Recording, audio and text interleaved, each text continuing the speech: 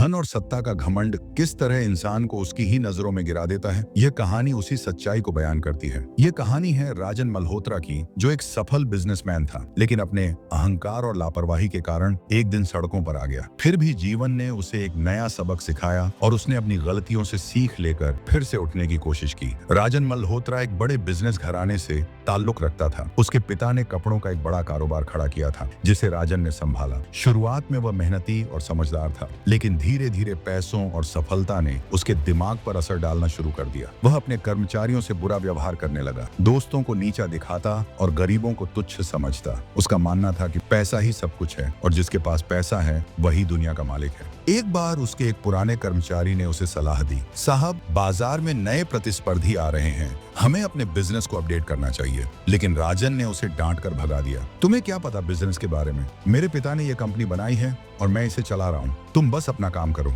राजन की लापरवाही और घमंड ने उसकी कंपनी को धीरे धीरे नुकसान पहुंचाना शुरू कर दिया। नए ब्रांड्स ने मार्केट में बेहतर क्वालिटी के प्रोडक्ट्स लॉन्च किए, लेकिन राजन ने अपने पुराने तरीकों पर ही अड़े रहना बेहतर समझा। कुछ ही सालों में उसकी कंपनी घाटे में चली गई। बैंकों ने लोन वापस मांगा, कर्मचारियों ने तनख्वाह के लिए हड़ताल कर दी और आखिरकार कंपनी दिवालिया हो गई। राजन के पास जो कुछ भी था, बंगला, गाड़ियां, बैंक बैलेंस, सब कुछ बिक गया।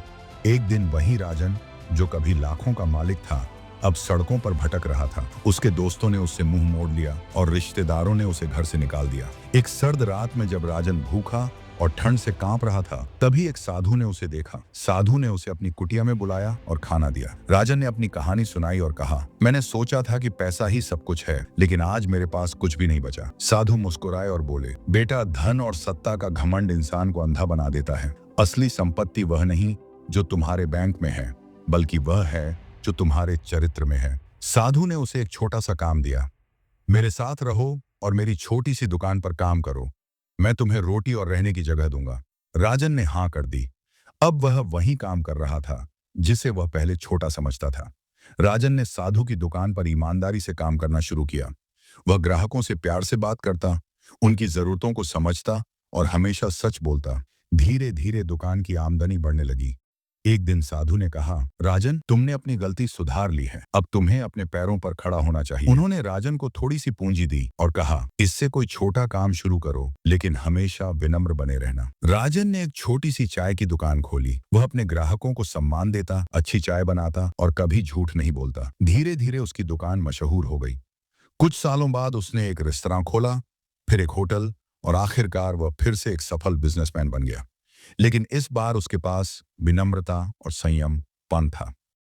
निष्कर्ष, घमंड हमेशा पतन की ओर ले जाता है। राजन की कहानी हमें 3 बड़े सबक सिखाती है।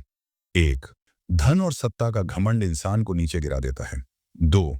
विनम्रता और मेहनत से कोई भी फिर से उठ सकता है। 3. सच्ची संपत्ति पैसा नहीं, बल्कि अच्छे संस्कार और ईमानदारी है। अहंकार मनुष्य को पतन की ओर ले जाता है, विनम्रता ही सफलता का सच्चा मार्ग है। अगर कहानी पसंद आई हो तो दूसरों के साथ शेयर जरूर करें।